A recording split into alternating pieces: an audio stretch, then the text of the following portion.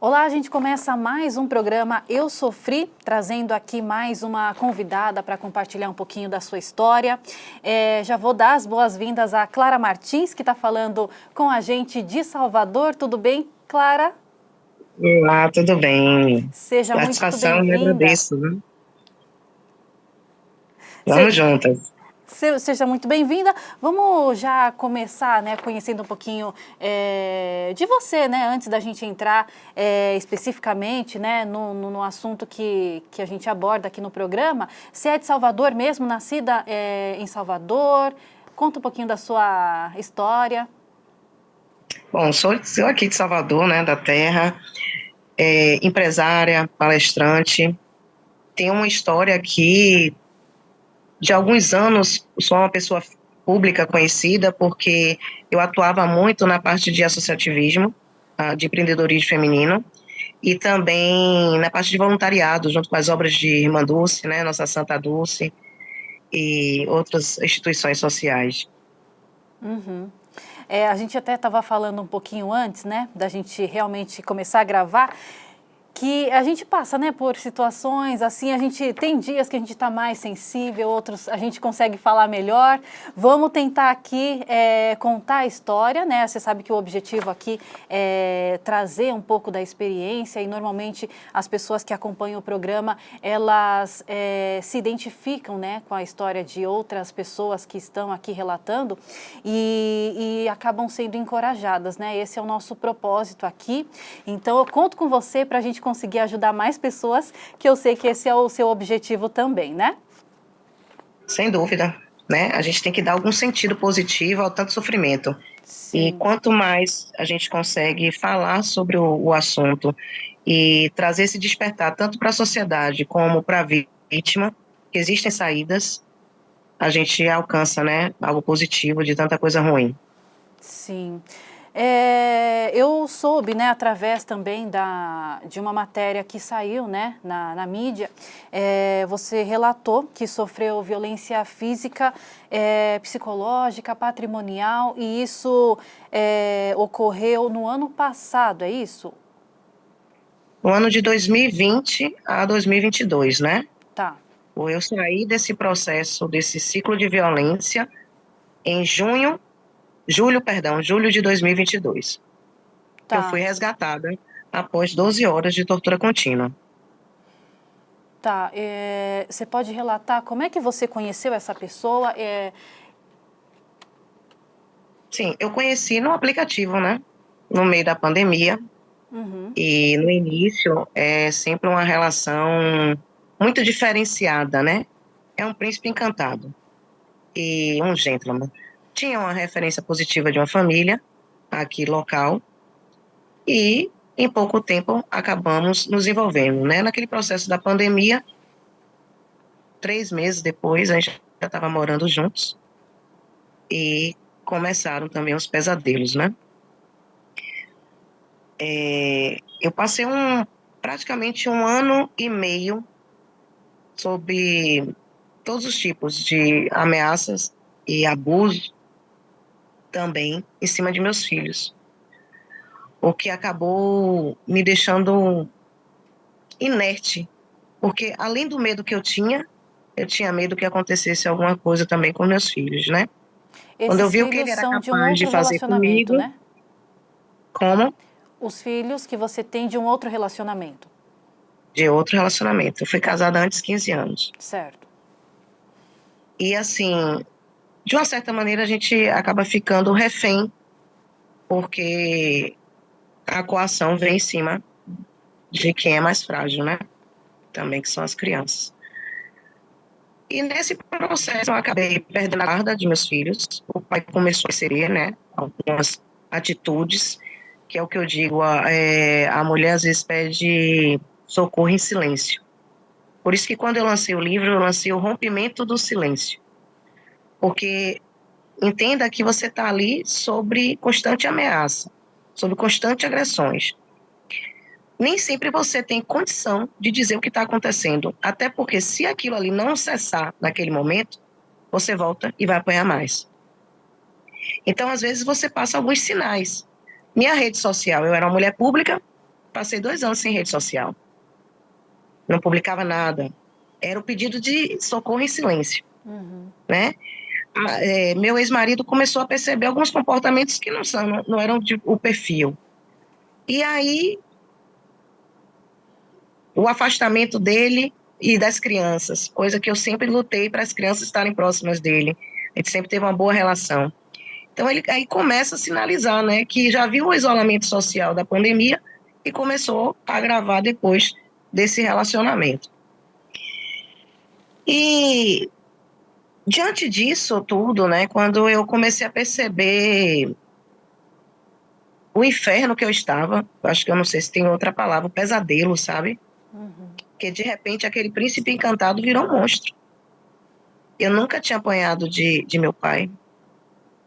Então é uma coisa que lhe deixa também fragilizada psicologicamente, porque eu não sabia nem o que fazer.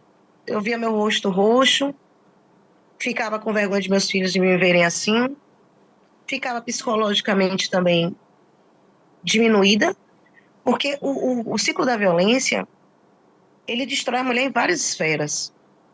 Destrói a mulher, destrói a mulher como mãe, como profissional. Então, chega uma hora que você não vê saída. Pelo menos eu não via. A vontade que eu tinha era de morrer. É porque eu não tive coragem. Então, quando me chamam para falar sobre o ciclo da violência, eu faço questão de estar presente e de me mostrar bem para que essas mulheres entendam que sim, existem saídas, tá? Que existe aqui fora uma rede de apoio que pode, né, trazer essa mulher para um ambiente seguro, um retorno à sua vida, sua autonomia financeira. Então, todas as ações que a gente pode fazer aqui para dar esse suporte. Porque depois da violência eu acabei abrindo um instituto, né? Foi algo que mexeu tanto comigo, com toda a minha vida e a de meus filhos, que hoje eu tenho um instituto que acolhe mulheres e filhos, que são as vítimas indiretas. Você imagina que a cada hora 508 mulheres estão sendo espancadas. Quantas delas estão na frente dos seus filhos neste momento sendo espancadas? Então, é um número que a gente precisa se assustar, sabe, Cláudia? A gente não pode achar que isso é normal. A gente não pode achar que não acontece com a gente. Eu também pensei que nunca ia acontecer comigo. E quando eu vi, eu estava com arma na minha cabeça, ameaça em cima de meus filhos, né? Meu mundo, a gente é refém dentro da própria casa. E, enfim, quando meu ex-marido conseguiu fazer a busca e apreensão do meu filho, foi aí que eu tive forças para dizer, agora eu vou fugir.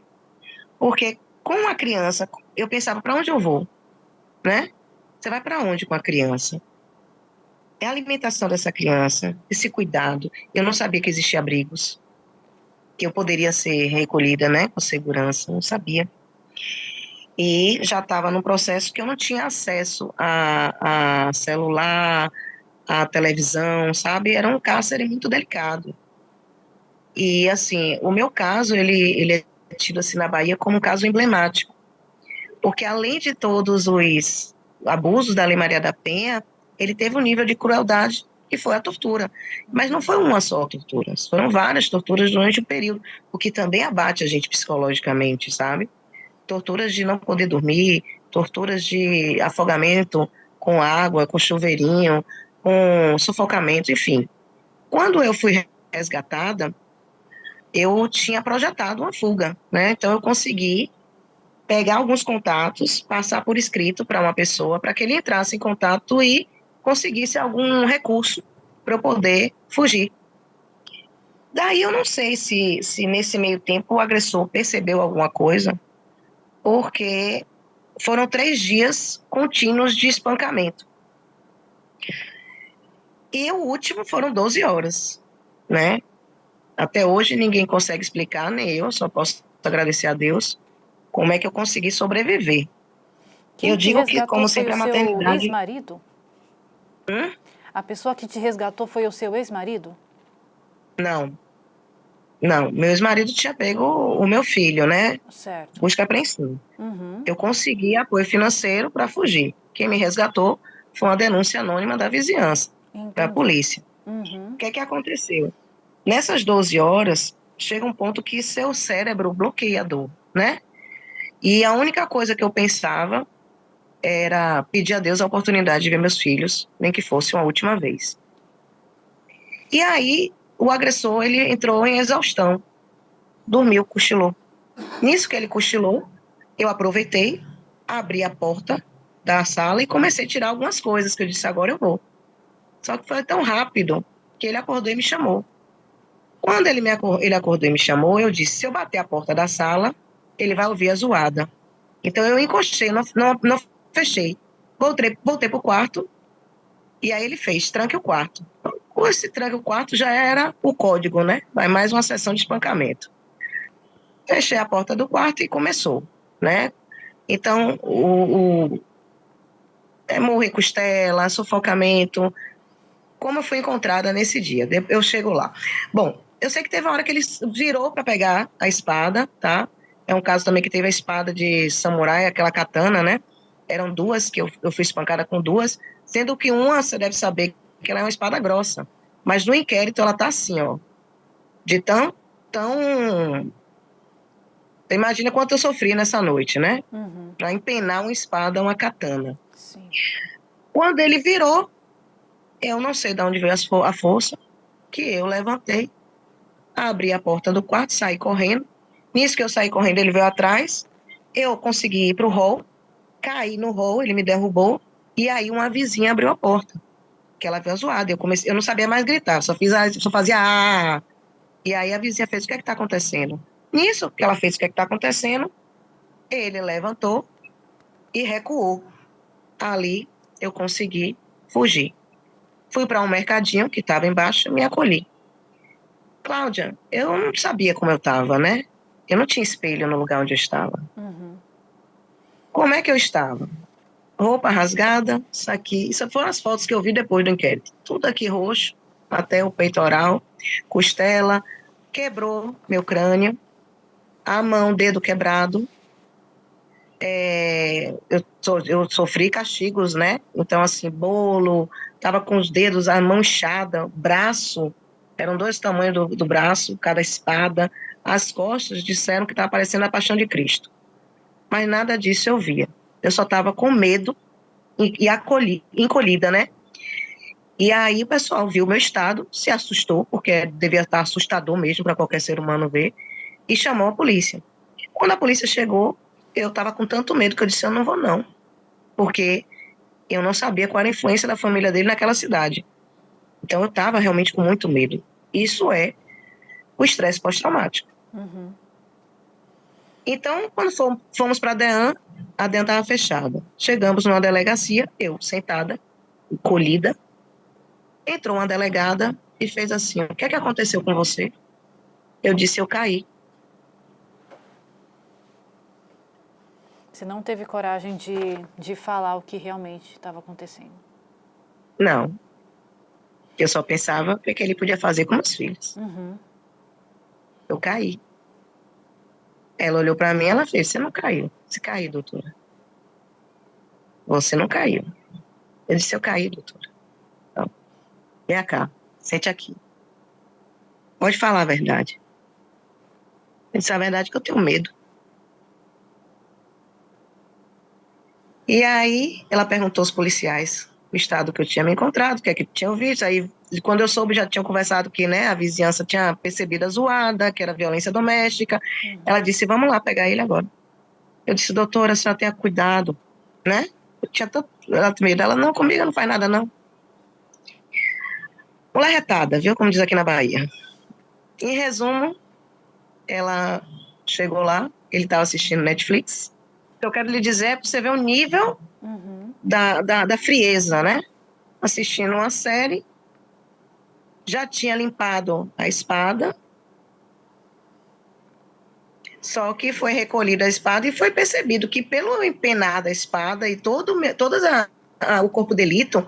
E aí o que aconteceu? Que foi peculiar. O que eu fui perceber como estava meu estado. Quando eu fui ao médico fazer o corpo de delito, eu tive que tirar a roupa, né, do corpo. Então, assim, todo inquérito tem fotos do corpo. E na hora, o médico falou assim, você está com os 2 braços quebrados. Eu disse, eu não estou sentindo nada, doutor. Ele, mas está muito inchado. Você tem que ir para o hospital agora, porque deve estar quebrado. Você vê o nível que estava. É que foram Quando dias, eu né, tiro... que você foi sofrendo essa... Foram dias seguidos, né? Você já não tinha nem mais a percepção de como estava na realidade os membros, as partes que estavam Não, já inchadas. não tinha como. Afundado, os 2 fêmurs Uhum. de cabo de vassoura. Então, assim, quando eu tirei a roupa, que ele viu também a costela, mas aí é que tá. Não foi só nesse período as torturas. Uhum. E quando ele viu meu corpo tinha hematomas de várias cores e várias cicatrizes, que dava visivelmente para perceber que existia um sofrimento a longo prazo. Sim. Então não foi só naqueles 3 dias, que não lhe daria nem tempo de mudar tantas cores, Uhum. sabe? Sim. Então ele começou a perceber que o sofrimento já era a longo prazo. Então, passei por várias perícias que começaram né, a ver cicatrizes, fotos, registros. Hoje, muita coisa, graças a Deus, não tem mais, sabe, Cláudia? Deus foi muito generoso comigo. O tempo passou e, assim, o que eu digo, que as cicatrizes do corpo vão embora. Acho que o que pior e o que mais demora de ser curado é a cicatriz do nosso cérebro, né, o nosso psicológico. Uhum. Eu fiquei com uma sequela chamada soldado de guerra, que é uma sequela de quem passa por muitas torturas. E isso só com o tempo para eu voltar à minha total normalidade. Mas já lhe digo que já estou muito melhor do que quando eu saí. Eu tinha crises pesadas de pânico, sabe? Eu não conseguia nem dormir, porque cada vez que eu fechava os olhos, eu sonhava, eu tinha a impressão de uma nova tortura. Parece que vi um filme, sabe? A mente começava a reviver tudo o que eu tinha passado naquele período de 1 ano e meio. Então o sofrimento foi tão delicado, sabe? Tão peculiar. E ver o quanto ainda a gente precisa mudar, tanto também na nossa justiça como na nossa sociedade, que meu exercício pessoal de cura foi resgatar a minha essência social. Eu sempre fiz projetos sociais, sabe? E acho que na vida, como eu sou espírita, sei que a gente não vai levar nada, a gente deixa legado, né? A gente deixa, são obras que podem falar por nós. E o maior presente que eu posso deixar para meus filhos, eu penso, é uma sociedade menos doente. Então, eu comecei a trabalhar meus contatos empresariais para resgatar algumas pessoas que eu sabia que poderiam fortalecer o projeto e fazer a diferença. Uhum. Para minha surpresa, Cláudia, vieram muitas, de forma voluntária, muitas vítimas e filhos de vítima. E aí eu comecei a entender que o quanto hoje a violência doméstica está perto da gente e quantas sequelas disso prejudicam a sociedade como um todo, né? A mulher que não consegue ser uma mãe amorosa porque ela está tão ferida, deixa uma criança também em trauma.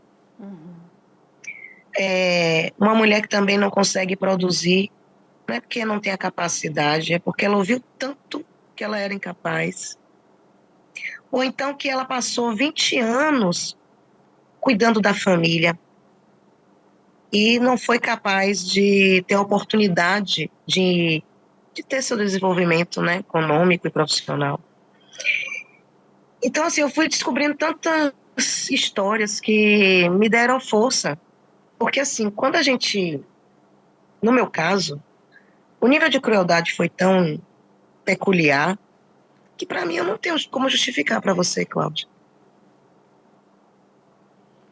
Mas, se a gente conseguir, a partir disso tudo, resgatar mulheres e crianças desse ciclo, eu espero, daqui a um tempo, conversar com você novamente e dizer, ó, Cláudia, eu tenho muita gratidão por tudo que eu passei. Por eu ter apanhado, por eu ter sido humilhada, mas isso aí ajudou outras pessoas. Esse eu acho que vai ser o meu maior conforto. Sim. Porque, de resto, não temos como mudar o passado. O que a gente tem como fazer é o que é que a gente vai lidar com essa dor. O que é que a gente pode transformar, né? O que é que a gente pode inspirar? O que é que a gente pode dizer, olha, se eu passei por isso, estou aqui, vamos embora? Vamos dar a mão? Vamos sair disso? É por aí, Cláudia. Eu acho que é exatamente isso, né? A gente às vezes passa por situações que a gente não entende naquele momento, né? Mas aí ao longo da nossa trajetória a gente vai começando a ver alguns porquês, né? Por mais difícil que seja, né? Só para eu entender, no seu caso, teve algum momento ali no início da relação que você começou a entender que alguma coisa estava diferente daquilo que você imaginava no início? Porque tudo começa, né, sempre maravilhoso, tal, e você falou que foi tudo muito rápido, né? Em 3 meses você já viu essa mudança de comportamento, né? E assim, o que é que acontece? Talvez pelo processo também do isolamento, mas assim, a gente sempre tem esperança que não vai acontecer de novo. Entende? Sim. Só que o que a mulher tem que entender é que se começou, fez uma vez, a probabilidade real de que isso seja repetido. Então, o ciclo de violência, o que acontece? Existe o processo de agressão, mas depois existe a desculpa, o momento, não era o que eu queria. E aquilo, assim, para quem não vive a violência, é uma coisa tão que você quer justificar para você mesmo. Eu digo, não, não é possível, realmente, a pessoa que eu amo, tão carinhoso, então deve ter sido aquele momento que ele não estava bem, né? Enfim, tem casos que tem momentos que a gente até se culpa. Exatamente. O processo é tão complicado que você fica assim, mas do que é que eu fiz? Então, Cláudia, são coisas que a gente tem que conversar muito para que nossas meninas elas entendam quais são os caminhos, quais são os sinais. Sim. E que se esses sinais é um sinal de alerta e que tem que sair correndo, sabe? E mostrar também aos nossos meninos a forma respeitosa que cuidar de uma mulher, né? Que o amor não é isso, o amor não é posse, o amor não é humilhação, você não precisa estar do lado de alguém que você tenha medo, você tem que estar do lado de alguém que você admira, que você respeita, né? Que você quer estar, uma escolha. E eu acho que tudo isso vai ser um processo de educação, sabe, da nossa sociedade. E também educar a sociedade para proteger as vítimas, mulheres e crianças.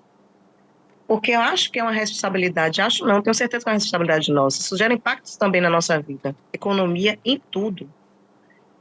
Então, uma criança órfã de feminicídio, existe um impacto emocional para a sociedade e também na economia. Então, que a gente tenha todo esse tipo de consciência para a gente tomar atitudes que não deveria ser por aí, sabe, Cláudia? Deveria ser por compaixão, pelo amor. Mas que seja pelo racional, que seja por qualquer outro motivo. Mas que a gente tem que socorrer e proteger as mulheres e seus filhos. Da guarda dos seus filhos, você pode falar como está a situação? Tá. O que é que acontece, né? Devido à situação, a fragilidade que ficou, a minha situação financeira, né, e emocional, hoje a guarda do meu ex-marido. E eu tenho que deixar claro que eu sou grata à postura dele, porque ele foi a pessoa que realmente, de fato, tomou atitude para proteger, mesmo que tenha sido os filhos, de uma certa maneira, indireta, acabou me ajudando muito. Sim. E o que é que acontece? A gente sempre tem uma relação muito boa, né? Graças a Deus, a esposa dele também é uma mãe para meus filhos. E a gente consegue ter essa relação, mesmo à distância, porque os meninos moram com eles, mas sempre estou falando com os meninos e sempre os meninos estão vindo me ver. Claro que eu gostaria, né, que toda a justiça fosse menos morosa, porque assim, os abusos patrimoniais impactaram no meu nome e na minha empresa. Então, assim, a morosidade da justiça acaba me dando também morosidade para eu retomar minha autonomia financeira e poder reestruturar essa guarda, né? Compartilhar ou estar mais presente com meus filhos, porque você sabe que a gente também precisa ter essa dignidade. Sim. Então, é uma das coisas também que a gente está trazendo. O caso se tornou um caso de estudo também. Então, tudo isso a gente consegue levantar a morosidade, a demora, o que, é que pode ser feito, para que a gente consiga multiplicar soluções para outras mulheres, para que elas não passem de hipótese nenhuma o que eu estou vivendo. Sim. E eu queria que você falasse, né, sobre o lançamento do livro que você, na verdade, foi é um segundo livro já? Não, eu sou escritora antes de todo o processo, né? Tá. E assim, foi uma terapia pessoal, né? Sim. Já que eu não tinha muitas opções de produção, né? Porque eu sempre fui uma mulher muito produtiva, mas, como o médico diz, eu só consigo produzir no meu horário. Eu achei oportuno escrever. E aí começou essa troca, mas era algo que eu também não me sentia capaz de escrever sozinha. Eu convidei uma jovem escritora, Faila Lobo, que é assim, eu acho que deu o tom delicado de todo o enredo, que ela traz essa leveza para um tema tão pesado. Então, assim, a gente conseguiu construir uma personagem que se torna uma personagem muito universal, tanto que eu falo assim no livro, Kiara pode ser sua mãe, sua irmã, sua amiga, sua prima, sua tia. Kiara pode ser até você. E assim, a gente traz a história dela, desculpe, da infância até esse ciclo, né, de violência. Então, a gente mostra que a vítima, em sua maioria, todas são mulheres que têm sua própria história, seus próprios desejos, né? Não é só ali uma estatística, não é só um número, não é uma mulher que simplesmente morreu. É uma mulher que teve uma mãe, teve um pai, teve filhos, teve sonhos. Então, assim, qual é o nosso ponto de responsabilidade, né, como sociedade, como mães que somos, para educar também nossos filhos? Então, assim, a gente tem vários chamados. Eu achei o caso Kiara, assim, eu estou muito orgulhosa do resultado. O rompimento do silêncio, ele veio, eu acho que, como instrumento de um despertar. Vale a pena, a leitura tá leve, não é uma leitura, traz, lógico, algumas cenas, porque mexe com todo o enredo, né, que foi vivido, romance, tesão, violência, tensão, suspense, mas de uma forma que é a narrativa, que o leitor que está lendo, ele vai ter uma empatia com a personagem e vai entender as dores também, né, a vulnerabilidade que nós mulheres temos.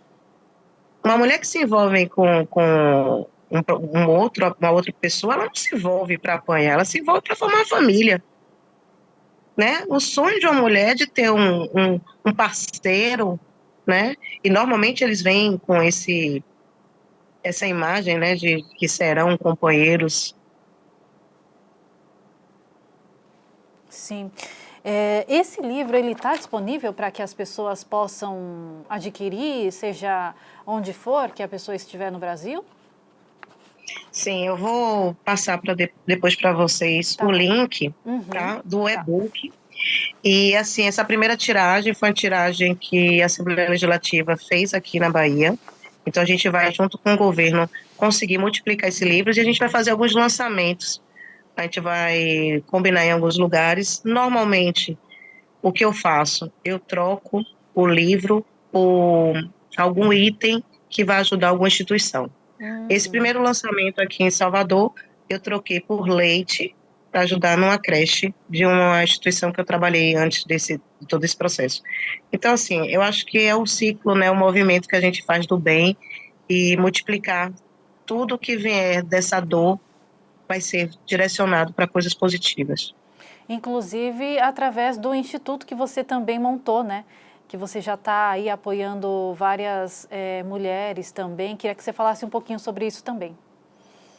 O Instituto, ele veio com quase 40 voluntários, né? Então, assim, o Instituto só tem meu nome. Existem muita gente por trás dele e graças a Deus que com um propósito muito genuíno. Já tivemos algumas ações junto com o Esporte Clube Bahia, nós fizemos o Agosto Lilás, que foi justamente essa educação na sociedade, né, no jogo, para 47 mil torcedores do 180. Fizemos também o kit dignidade, que foi uma das primeiras necessidades que eu vi quando eu estava no abrigo. Porque depois do ciclo eu acabei indo para abrigo, depois a gente conversa sobre isso. Então, assim, kit dignidade é absorvente, escova de dente, pasta de dente, sabonete.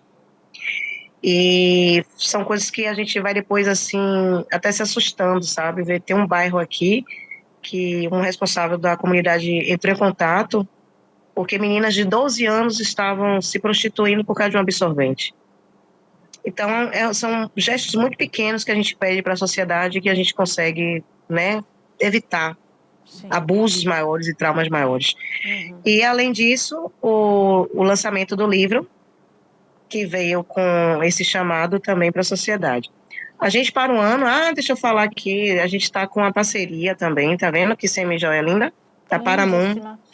A Paramount, ela fez uma coleção para o Instituto e ela acolhe as mulheres vítimas de violência, no qual a gente faz treinamento para que elas comecem elas serem revendedoras, né? A gente faz com que elas trabalhem para elas terem a sua renda e a sua sobrevivência. Então, essa é uma das ações.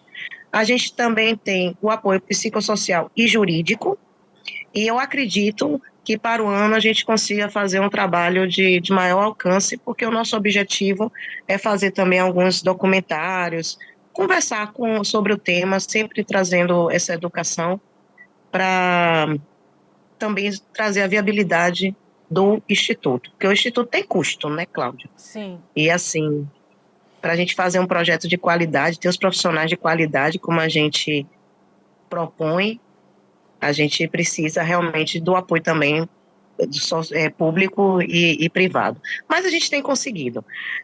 Também a gente tem parceria com as Mulheres do Brasil, tá? De Luísa Trajano, que a gente está tentando viabilizar um projeto para o ano de deslocamento dessas vítimas a nível nacional. Exemplo, tem mulheres que têm medo de ficar no mesmo lugar.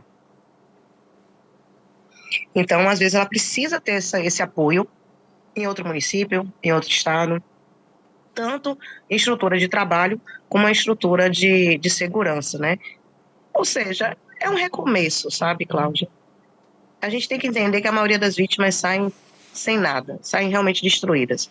E a gente precisa fazer as ações preventivas, prevenir que essa vítima, que isso aconteça, né? O ciclo de violência aconteça, mas ocorrendo, a gente faça as ações corretivas. E a ação corretiva é cuidar da vítima. Cuidar, sabe? Acolher. Não é julgar, não é maltratar, que já está tão maltratado. Eu digo sempre, se não tiver uma palavra para falar positiva, se cale. Se você não souber amar, não precisa estar no nosso processo. Porque ela precisa de amor. Ela já foi muito destruída. Só quem sabe é quem viveu. Ou que já ouviu, né? Quantas palavras duras. O que ela precisa é que ela precisa de amigas. Ela precisa de alguém que diga assim, você é linda, vai dar tudo certo. Me dê um abraço, vamos ali, sabe? Aquela rede de apoio que traga essa mulher novamente a alegria de viver, sabe? A alegria de ver seus filhos, se sinta novamente a sua autoestima. Então, é um trabalho que eu não digo que é de um dia para o outro, não, mas que se todo mundo tiver esse olhar mais delicado, de compaixão, eu acho que a gente consegue mudar. E espero, sabe, do fundo do meu coração, Cláudia, que a gente consiga. Porque é muito cruel, é muito covarde, E ninguém merece.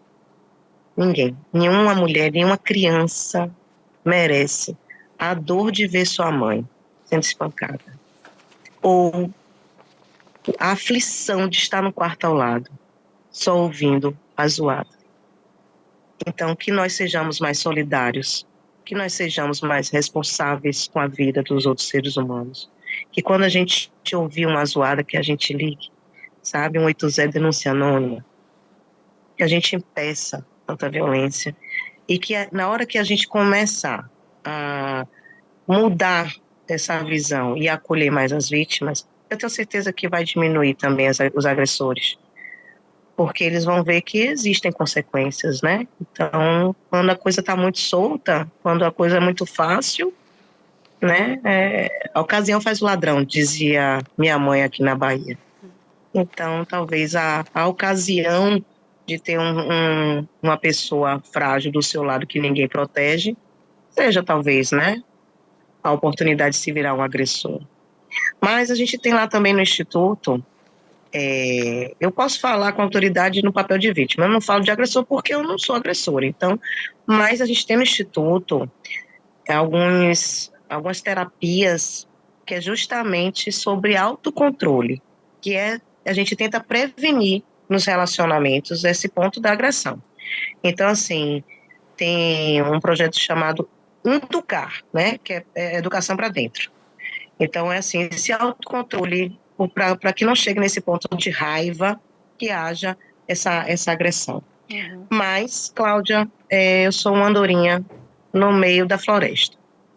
A gente só consegue mudar se todos nós dermos as mãos. Então, assim, eu tento, nas minhas limitações, na minha exaustão, fazer o que eu posso.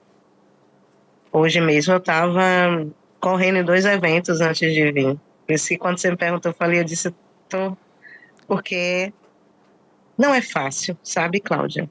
A gente reviver o que a gente quer esquecer,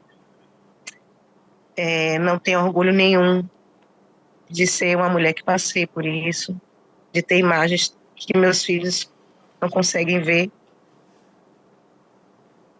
Então, essa missão que me foi dada nesse sentido, né, de a gente tentar lutar para evitar que outras mulheres passem por isso, não é fácil como pensa.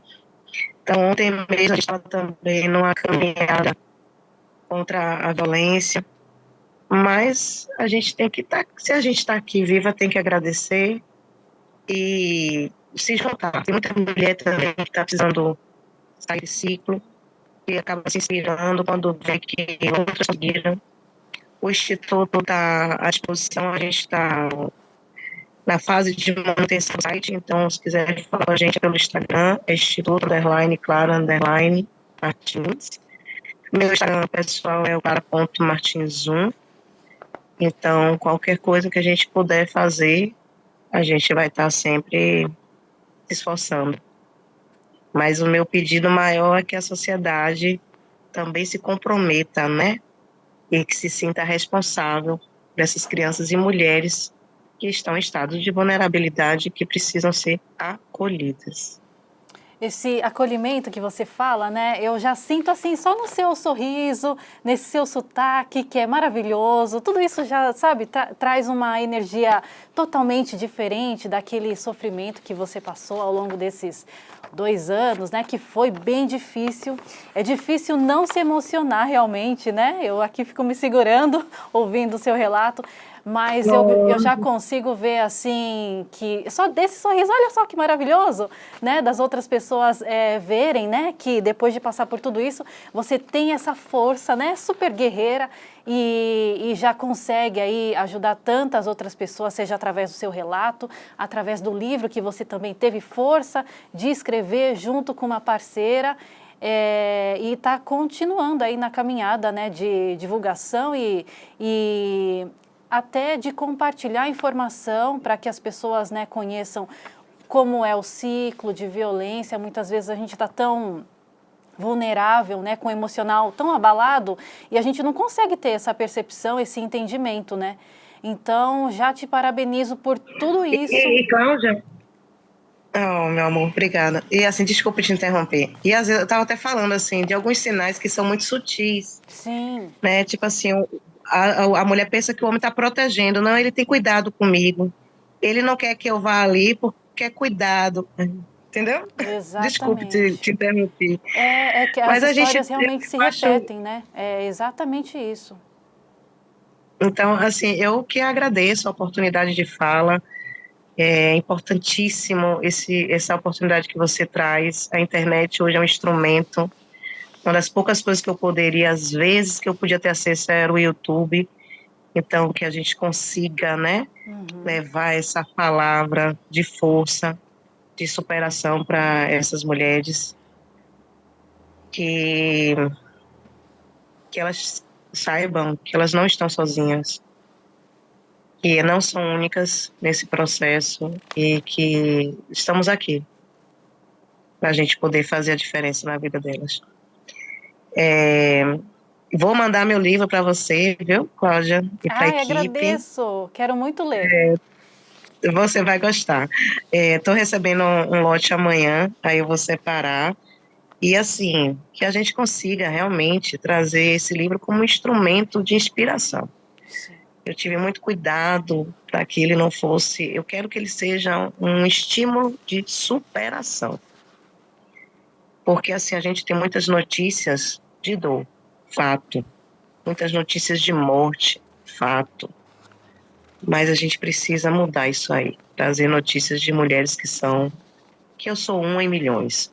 Se eu conseguir, mas tem muitas também que já conseguiram, Sim. sabe? Porque também me inspiram. E a gente vai uma dando a força à outra.